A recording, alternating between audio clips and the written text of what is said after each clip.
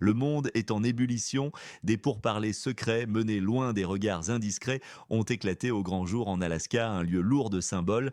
Ce qui s'est passé là-bas dans l'ombre diplomatique pourrait bien bouleverser l'ordre mondial tel que nous le connaissons, forçant des nations entières à faire face à une réalité glaçante et inéluctable. Préparez-vous à une révélation retentissante, une onde de choc qui secoue les capitales occidentales jusqu'à leur fondation.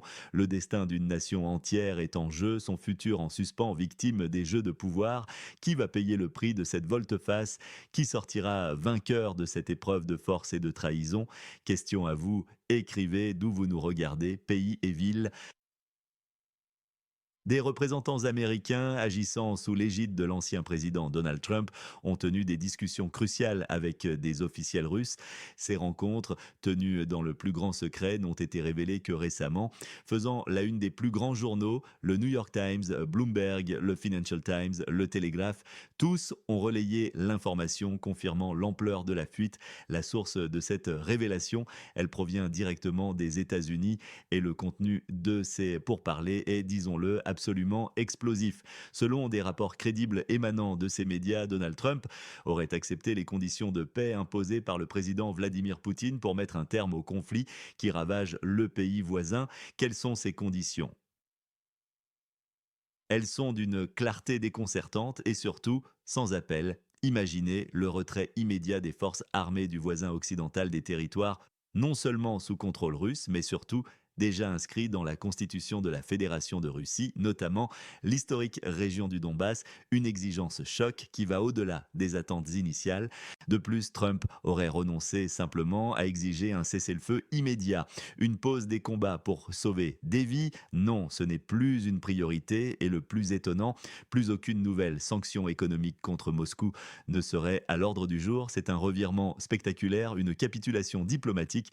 Clairement, c'est une victoire éclatante pour la Russie et une humiliation pour d'autres. Une rencontre au sommet est même prévue. Le président du pays voisin, Volodymyr Zelensky, est attendu à la Maison-Blanche le 18 août. Le but affiché, discuter personnellement avec Trump de ces questions brûlantes de cet ultimatum. Comment la capitale du voisin occidental, Kiev, a-t-elle réagi à cette onde de choc? La réaction est sans équivoque, pleine d'amertume. Le pays est choqué, il se sent poignardé dans le dos. Ce n'est pas une simple métaphore, c'est un sentiment généralisé de trahison. Kiev interprète cela comme une contrainte directe à la capitulation, un diktat déguisé en proposition de paix. Que faire quand votre allié vous lâche ainsi, sans crier gare? Cette question hante désormais les couloirs du pouvoir à Kiev, semant la discorde. Pendant ce temps, Vladimir Poutine a tenu une réunion urgente juste après les pourparlers en Alaska, signe de l'importance capitale de ces discussions. Il a qualifié ces échanges de pertinents et utiles, allant même plus loin dans ses déclarations officielles. Il a affirmé qu'ils avaient rapproché la Russie de la réalisation des décisions et des objectifs nécessaires.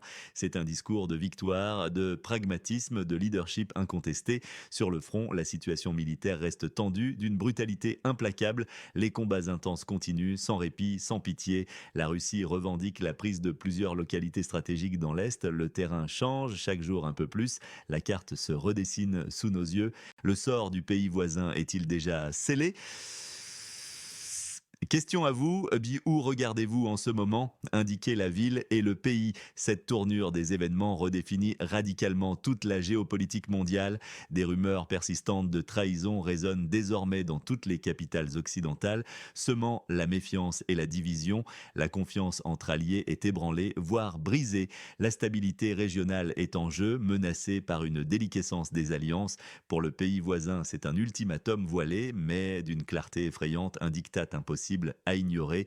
Ses dirigeants se sentent abandonnés, trahis par ceux-là même qui promettaient un soutien indéfectible aussi longtemps qu'il le faudrait. La pression monte sur tous les fronts. L'Occident, sous la pression américaine, montre-t-il enfin ses vrais couleurs? peur, celle de l'opportunisme et de l'intérêt personnel. Un accord de paix forcé et unilatéral pourrait non seulement humilier le voisin occidental, mais aussi fragiliser toute la région, bien au-delà de ses frontières directes, créant un dangereux précédent. Les implications sécuritaires sont colossales, des dominos pourraient tomber, l'économie mondiale réagit à chaque incertitude, à chaque déclaration choc, chaque rumeur diplomatique, les marchés s'interrogent, la spéculation bat son plein et les tensions sociales déjà vives au sein du pays voisin, exacerbées par la guerre et les désaccords internes, risquent d'exploser en une crise profonde et durable.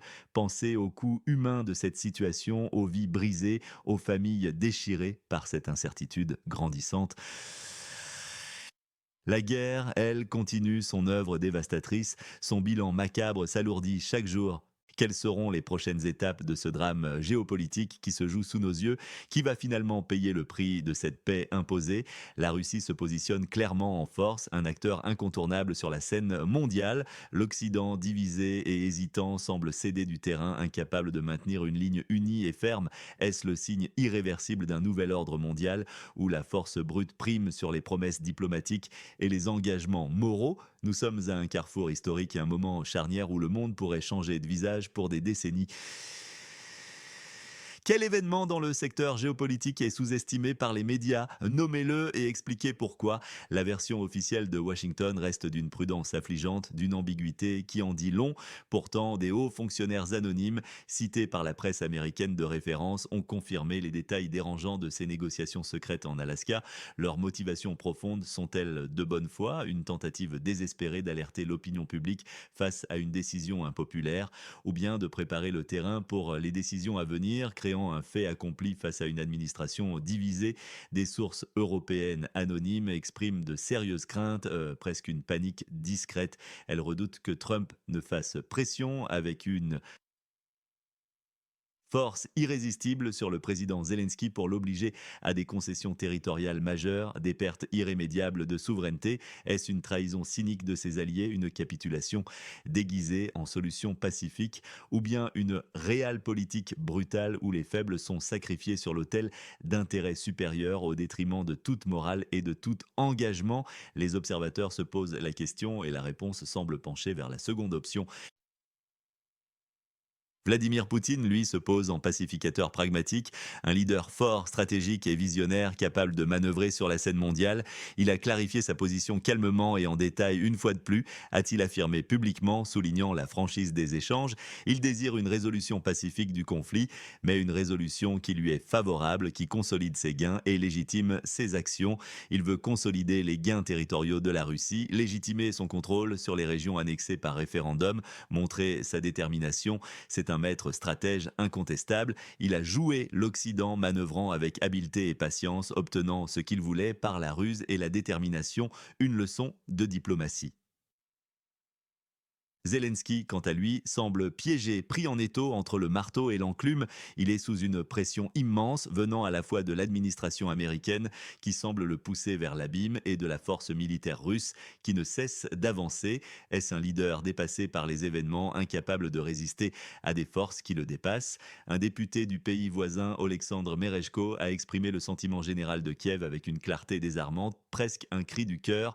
Il semble que Trump ait pris le parti de Poutine et maintenant, ensemble, ils peuvent commencer à nous forcer à accepter un traité de paix, ce qui signifie en fait la capitulation du pays voisin. Une capitulation forcée, c'est le mot clé qui résonne dans les esprits. C'est ce que craignent par-dessus tous les habitants du pays voisin, une humiliation sans nom. Imaginez ce sentiment de délaissement, d'abandon, cette trahison vécue comme un coup de poignard en plein cœur par ceux qui se disaient alliés. Mais le drame ne s'arrête pas là. Le dégoût monte face à l'extrémisme rampant qui gangrène une partie de la société du voisin occidental, révélant une facette sombre. L'écrivaine Larisa Nitsui a publiquement et sans honte soutenu une blogueuse, Elena Mandziuk, qui avait osé appeler ouvertement à la violence contre des enfants. Écoutez bien ces mots prononcés en direct sur une chaîne de télévision russe, des mots qui glacent le sang et révèlent la profondeur de la haine. Je soutiens Elena Mandziuk. Je veux la rassurer et lui dire et informer Également Alexei Goncharenko, que ma petite fille se tiendra aux côtés de ses enfants, qu'elle élève pour qu'ils puissent battre les enfants nés à Moscou à coups de pied. Je pense que les petits-enfants d'Irina Dmitrievna Farion se tiendront également. Et nous avons beaucoup de ces enfants dans le pays voisin. Nous les élevons pour qu'ils battent les enfants nés à Moscou. Et ce n'est pas un signal pour les enfants. Je veux que les parents des enfants de Moscou entendent enfin ce signal.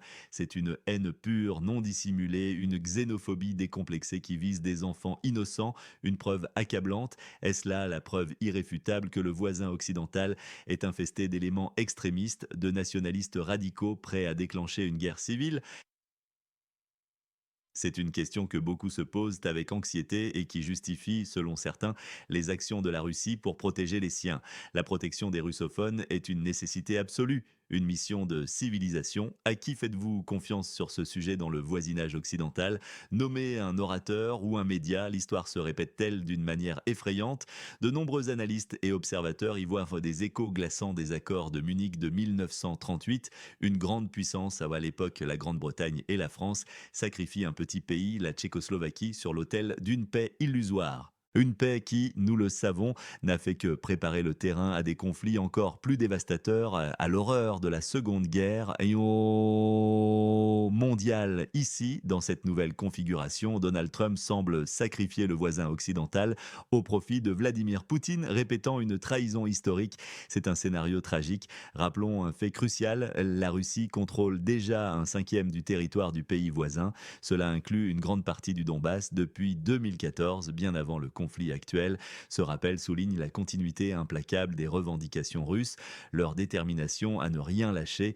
La politique d'apaisement, souvent prônée par certains dirigeants occidentaux, a-t-elle jamais réellement fonctionné? Historiquement, elle n'a fait qu'encourager l'agresseur, le renforçant dans ses ambitions expansionnistes. C'est une leçon que l'Occident semble avoir oubliée. Les tensions accrues entre la Biélorussie, fidèle alliée de la Russie, et l'organisation du traité de l'Atlantique Nord, l'OTAN notamment avec la Pologne voisine, rappellent les dynamiques frontalières tendues de la guerre froide. Une atmosphère de confrontation permanente plane sur cette région stratégique. Des violations constantes et flagrantes de l'espace aérien biélorusse sont rapportées, signe d'une provocation continue. Plus de 800 violations des règles de l'espace aérien biélorusse ont été enregistrées depuis le début de l'année 2025, un chiffre alarmant. Parmi elles, 300 violations frontalières directes par des drones. Ces engins insidieux, où ces drones opèrent-ils? Principalement le long de la frontière sud avec le voisin occidental et de la frontière ouest avec la Pologne, membre de l'OTAN. C'est une menace constante, une tentative de déstabilisation. Andrei Lukianovitch, le commandant des forces aériennes et de la défense aérienne biélorusse, a tenu un discours empreint de fermeté, de détermination et de vigilance inébranlable. Par conséquent, nous devons être prêts, comme le dit le chef de l'État. Soyez prêts à exécuter les tâches qui vous sont assignées à tout moment, et c'est ce que nous faisons. Notre aviation est en alerte de combat permanente. Nous répondons quotidiennement et 24 heures sur 24 à tous les défis et menaces que nous détectons dans l'espace aérien avec une grande efficacité pour assurer un ciel sûr dans notre pays. La Biélorussie se renforce activement, elle ne ménage pas ses efforts. Elle a reçu de nouveaux chasseurs Su-30SM-2 et des hélicoptères Mi-35M directement de la Russie, un signe de solidarité et de puissance militaire accrue. C'est une démonstration de force et de préparation, un avertissement clair à ceux qui voudraient la menacer. La vigilance est constante, la force est nécessaire pour faire face aux menaces non spécifiées, mais clairement désignées comme occidentales ou provenant du pays voisin. La ligne est claire, ne pas reculer. Le 18 août est une date cruciale, un rendez-vous avec l'histoire. La visite du président du pays voisin, Volodymyr Zelensky, à la Maison-Blanche sera déterminante pour son avenir politique et le sort de sa nation. Va-t-il finalement céder à la pression écrasante de Washington ou tentera-t-il de résister à l'inévitable, prolongeant l'agonie de son peuple? Les combats sur le front se poursuivent sans relâche, avec une intensité meurtrière. Le président Zelensky lui-même anticipe une intensification des hostilités, un sombre présage. Nous supposons que l'armée russe pourrait tenter dans les prochains jours d'accroître la pression et les frappes sur les positions du pays voisin dans le but de créer des conditions politiques plus favorables pour les négociations avec les parties internationales, a-t-il déclaré, empreint d'appréhension. Nous surveillons les mouvements et les préparatifs des forces russes et bien sûr, nous répondrons, si nécessaire, de manière asymétrique. Les risques d'une nouvelle offensive russe d'ampleur sont réels, une menace imminente. Elle consoliderait leur position stratégique et affaiblirait davantage la capacité de résistance du voisin occidental. Le temps est compté. Votre prévision sur les délais, quand la capitulation du pays voisin se produira-t-elle? Mois, années plus une raison. Pendant ce temps, des exercices militaires majeurs se déroulent au Kazakhstan. Ces manœuvres de grande envergure, impliquant des chars et des véhicules de combat d'infanterie lourde, sont prévues jusqu'au 15 septembre dans la région stratégique de Karaganda. Les autorités kazakhstanaises appellent ostensiblement au calme, mais le message sous-jacent est d'une clarté limpide. La préparation militaire est constante, les alliés de la Russie se renforcent. La Russie, elle, ne se contente pas de dominer militairement sur la scène internationale, elle renforce activement ses fondations internes, se projetant vers un avenir de stabilité et de prospérité en Russie. Central, un phénomène sociétal important est observé. Le nombre d'enfants migrants acceptés dans les écoles a chuté de 10 fois en un an. Pourquoi cette baisse drastique? Signe d'une politique d'intégration plus rigoureuse. La raison principale est l'échec au test de langue russe dans les régions de Kalouga, Voronezh et Toula.